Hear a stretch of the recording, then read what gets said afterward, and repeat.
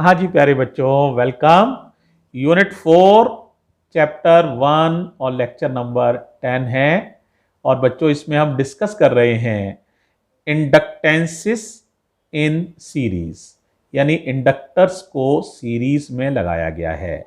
Inductors माने self इंडक्टेंसिस, है ना, इन्हें सीरीज में लगाया गया है, यानी L1 और L2 को सीरीज में लगाया गया है। तो हमें निकालना है कि कुल L कितना हो जाएगा।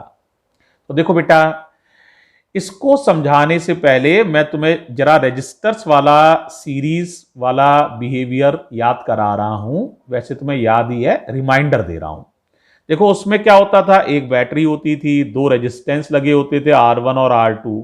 दोनों में से बहने वाली करंट सेम होती थी। सीरीज की पहचान ही यह है, दोनों में से बहने वाली करंट सेम होती थी। इस पर वोल्टेज होता था V1, इस पर होता था V2, और इक्वेशन होती थी V बराबर V1 प्लस V2 एक बात, और I होता था सेम। जो R1 में से करंट चलेगी वही R2 में से, और RS का फॉर्मूला होता था R1 प्लस R2। ये रिजल्ट थे हमारे, सारे याद आ गए होंगे, ठीक है। लेकिन अब बेटा एक अंतर भी समझ लो, रेजिस्टेंस और इंडक्टेंस के व्यवहार में एक अंतर होता है। रेजिस्टेंस जो है वो करंट का हमेशा अपोज करता है, करंट का, लेकिन इंडक्टेंस करंट का अपोज नहीं करता है। देखो बड़ा अलग बात है। इंडक्टेंस करंट में चेंज का अपोज करता है। अगर सेम करंट चल रही हो, है ना, जितनी चल रही है उतनी ही चलती रहे, तो वो कोई विरोध नहीं करेगा। लेकिन करंट में बदलाव करोगे तो विरोध करता है, ठीक है, क्लियर। वो आई का विरोध नहीं करता है, डी अपॉन डी टी का विरोध करता है inductance, rate of change of current का। तो ये अंतर है, ये आई का विरोध करता है, वो D I upon D T का विरोध करता है। तो दिमाग में पिक्चर क्लियर हो गई। अब देखो बेटा, जरा मैं डिस्कस कर रहा हूं, आर्टिकल पर आ रहा हूं। ये तो मैंने वैसे ही एक्स्ट्रा नॉलेज के लिए आपको बताया है, वैसे आर्टिकल से डायरेक्टली इसका कोई लिंक नहीं है, ठीक है। अब जरा बताओ बेटा कैसे लिखोगे। इंडक्टेंस सीरीज में है, तो जैसे V बराबर V1 प्लस V2 लिखते थे, तो लिखोगे E बराबर E1 प्लस E2। तुम्हें पता ही है इस पूरे चैप्टर में पोटेंशियल डिफरेंस की जगह इंड्यूस्ड ईएमएफ लिखा जाता है। अब बताओ E क्या होता था। E होता था क्या, minus L D I upon D T. तो E होगा minus L D I upon D T. अब बताओ E1 कितना होगा, सोचो, minus L1 D I one upon D T one. ऐसा तो नहीं कह रहे हो, गलत हो जाएगा। करंट कांस्टेंट है, जैसे यहां करंट कांस्टेंट होती थी, आई सेम होता था, तो यहां D I upon D T same है। दोनों कॉइल्स में से rate of change of current same है। जैसे यहां आई कांस्टेंट होता था, यहां D I upon D T constant है, तो यहां 1 और 2 नहीं लगाना है। इसी तरह से अब E2 बताओ, minus L D I two upon D T. गलत, नहीं, I2 नहीं, minus L D I upon D T, क्योंकि rate of change of current of the from both the coils will be same. तो obviously D I upon D T सब में से cut जाएगा, minus भी सब में से कट जाएगा, तो आपके पास फॉर्मूला आ जाएगा L बराबर L1 प्लस L2। आप ध्यान से देखो, सीरीज में फॉर्मूला रेजिस्टेंस वाला और इंडक्टेंस वाला एक सा है, कोई अंतर नहीं है। तो इंडक्टेंस में भी जो सीरीज में लगाने पर फॉर्मूला होता है वो होता है L बराबर L1 प्लस L2, और ये रेजिस्टेंस से मैचिंग में होता है। अब बात कर रहे हैं इंडक्टेंस को हम, या इंडक्टर्स को हम पैरेलल में लगा रहे हैं। तो inductors in parallel, inductors in parallel, तो पैरेलल कॉम्बिनेशन में लगे हुए हैं और उनका नेट इंडक्टेंस पता करना है, ठीक है। अब ध्यान दीजिएगा, अब पैरेलल में याद करो क्या क्या बात होती थी, तुम्हें याद आ जाएगा। याद आ रहा है या बताऊं? देखो ऐसे करके दो रजिस्टर्स लगा लो तो याद आ जाएगा। दो रेजिस्टेंस होते थे, एक बैटरी होती थी, कुछ याद करो, बताओ क्या होता था? यहां से करंट आई चलती थी, यहां आके करंट बट जाती थी, यहां I1 हो जाती थी, यहां I2 हो जाती थी, ये R1 था, ये R2 था, लेकिन पोटेंशियल डिफरेंस दोनों रजिस्टर्स पर सेम होता था। कुछ याद आया? तो इसमें क्या होता है, पीडी तो सेम होता है, आई दो भागों में बट जाती है तो आई बराबर होता है I1 प्लस I2, और फॉर्मूला होता है 1/L बराबर 1/R1 प्लस 1/R2। एल मत लिखना भाई, गलती से लिख गया है, आर है ये, 1/R बराबर 1/R1 प्लस 1/R2। ये हमने रेजिस्टेंस वाला पढ़ा हुआ है। अब हमें इसी के बिहाफ पर समझना है इंडक्टेंस को। तो बताओ सबसे पहला क्या लिखना पड़ेगा, बताओ। I बराबर I1 प्लस I2, वही वाली बात है ना, ठीक है। तो I बराबर I1 प्लस I2 की जगह DI अपॉन DT बराबर DI1 upon DT plus DI2 upon DT। या तो ये समझ लो I बराबर I1 प्लस I2 लिखो, फिर कर दो differentiating with respect to time. तो I का differentiation DI upon DT, I1 का differentiation DI1 upon DT, I2 का differentiation DI2 upon DT, differentiating with respect to time. ठीक है, तुम्हें पता ही है जो रोल रेजिस्टेंस में करंट प्ले करती है, इंडक्टेंस में वो रोल कौन प्ले करता है, rate of change of current, यानी DI अपॉन DT, है ना। अब बताओ बेटा, ये तो बात हो ही गई, एक बात खत्म। अब E बराबर होता था -L DI अपॉन DT। तो बताओ DI अपॉन DT का फॉर्मूला बना लोगे, क्या बनेगा, L अपॉन में आ जाएगा, तो -E अपॉन L।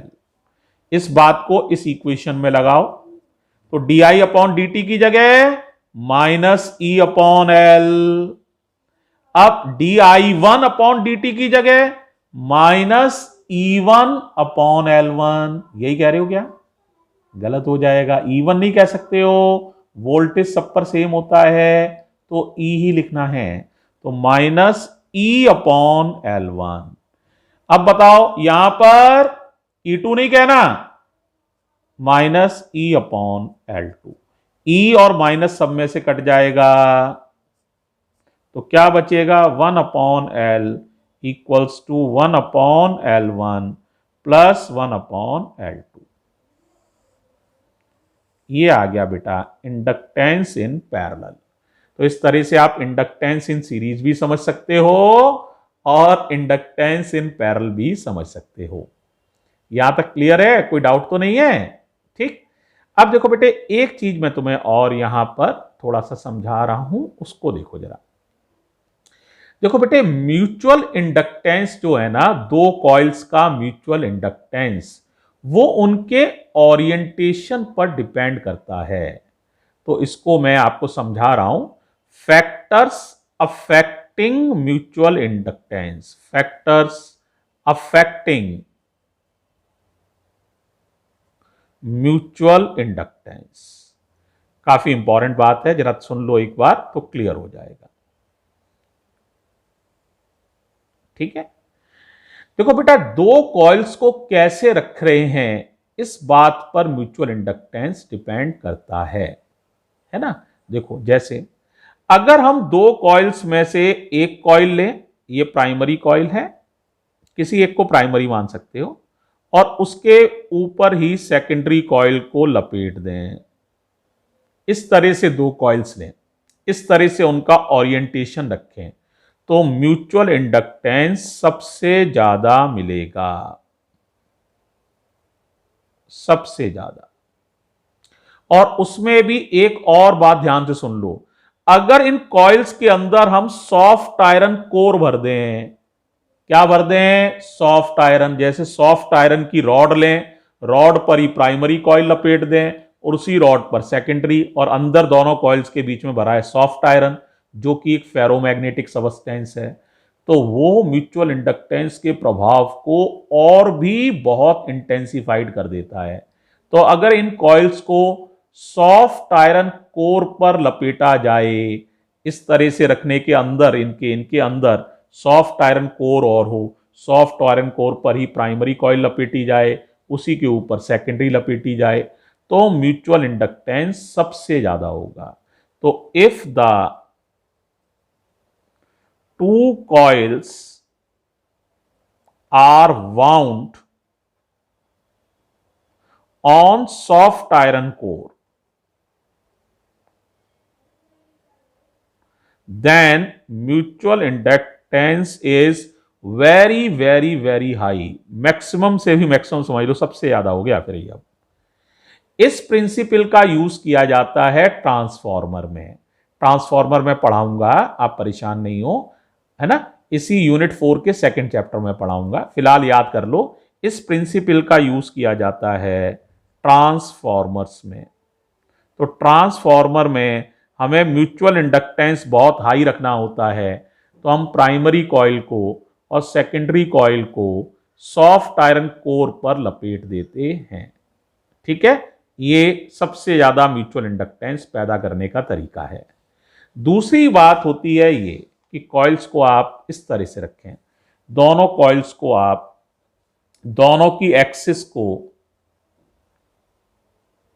एक कॉइल रखी, ये दूसरी कॉइल रखी, लंबाइयां छोटी बड़ी हो सकती हैं लेकिन दोनों की एक्सिस कॉमन है, कॉमन एक्सिस इस तरह से। इसमें भी सफिशिएंटली लार्ज म्यूचुअल इंडक्टेंस पैदा होता है, एम की वैल्यू सफिशिएंटली हाई होती है, काफी अच्छी वैल्यू होती है। लेकिन पुराने नंबर 1 वाला केस जो था उसके मुकाबले कम। ठीक है, ठीक है, यानी सबसे ज्यादा सॉफ्ट आयरन कोर। फिर अगर सॉफ्ट आयरन कोर नहीं है तो एक दूसरे के ऊपर ही कॉइल्स को वाउंड कर दो। फिर अगर ऐसा भी नहीं हो पा रहा है तो कॉइल्स को कोएक्सियली रख दो, तो भी म्यूचुअल इंडक्टेंस काफी अच्छा मिलेगा। अब तुम कह रहे हो सर हमें तो कम से कम करना है, हमें ज्यादा नहीं चाहिए, कम बताइए, कम करने की कोई जुगाड़ बताइए। तो देखो उसको समझो। अगर आप एक कॉइल को ऐसे ले लें और एक कॉइल को भाई साहब ऐसे ले लें, तो एक की एक्सिस ये हो गई, एक की एक्सिस ये हो गई, तो दोनों एक्सिस आपस में कैसी हैं? परपेंडिकुलर। तो m की वैल्यू सबसे कम होगी, लीस्ट। तो if two coils are placed mutually perpendicular, यानी their axis are mutually perpendicular to each other, then self inductance is least.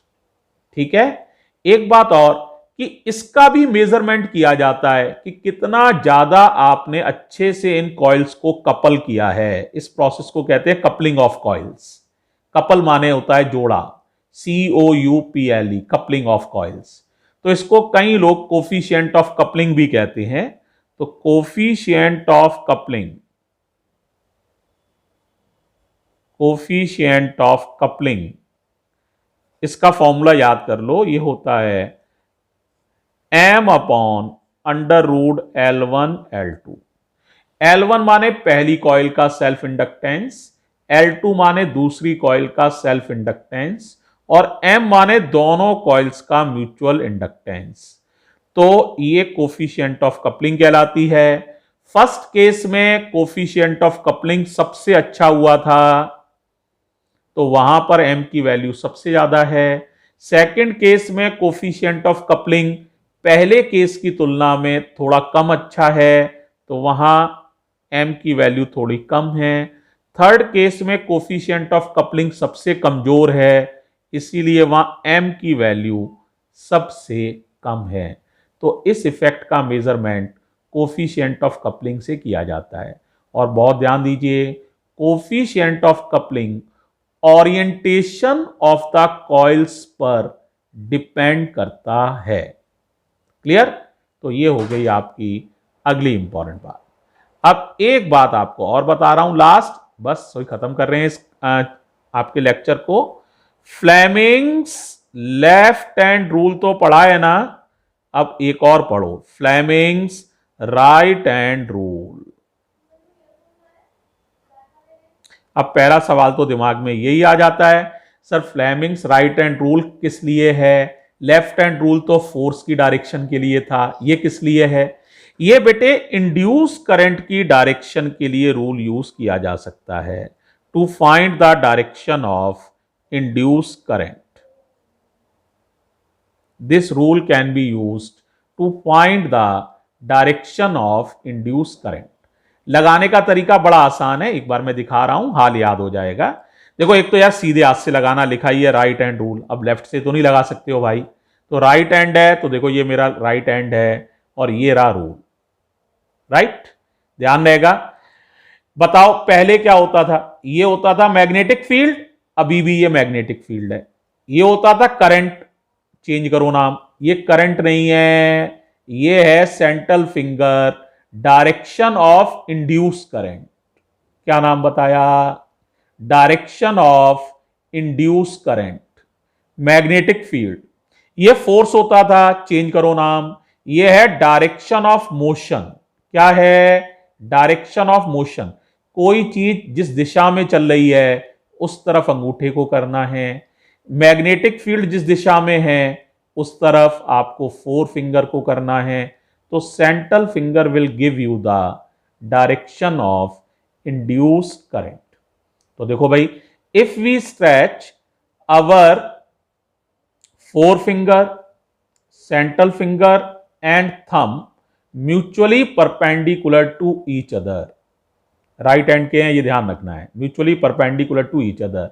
If four finger indicates in the direction of magnetic field, thumb indicate the direction of motion of the conductor, then central finger will indicate the direction of induced current produced in the conductor। Clear हो गया है? लिखना खुद से है, समझा मैंने दिया है तो इसको आप खुद से लिखेंगे। बताओ किसका क्या क्या नाम था? फोर फिंगर किसको बता रही थी? बोलो। फोर फिंगर मैग्नेटिक फील्ड को, डायरेक्शन ऑफ मैग्नेटिक फील्ड को।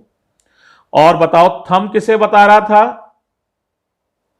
Direction of motion of conductor, यानी डायरेक्शन ऑफ मोशन, कंडक्टर किस दिशा में चल रहा है। तो सेंट्रल फिंगर किसको बताएगी? बताओ बेटा। सेंट्रल फिंगर बताएगी डायरेक्शन ऑफ इंड्यूस करंट को, direction of induce current, induced current को। और ध्यान ये रखना है भाई साहब, ये रूल किस हाथ से लगाना है? ध्यान दीजिए, राइट हैंड से। किस हैंड से? राइट हैंड से। पहले वाला रूल किस हाथ से लगाते थे? लेफ्ट हैंड से। किस काम आता है Fleming's right hand rule? To find the direction of induce current. Induce current की डायरेक्शन निकालने के दो तरीके हैं। सबसे अच्छा तो लेंस लॉ है, बेस्ट लॉ है ना, कि लेंस लॉ क्या था याद करो, induce current always opposes the cause due to which it is produced. इस नियम से भी निकाल सकते हो इंड्यूस करंट की डायरेक्शन, ये लेंस लॉ कहलाता है। अगर लेंस लॉ ना लगाना चाहो तो फ्लेमिंग्स राइट हैंड रूल से भी इंड्यूस करंट की डायरेक्शन को निकाल सकते हो। तो अब आपके पास इंड्यूस करंट की डायरेक्शन को निकालने के दो तरीके हो गए हैं। थैंक यू बच्चों, थैंक यू सो मच।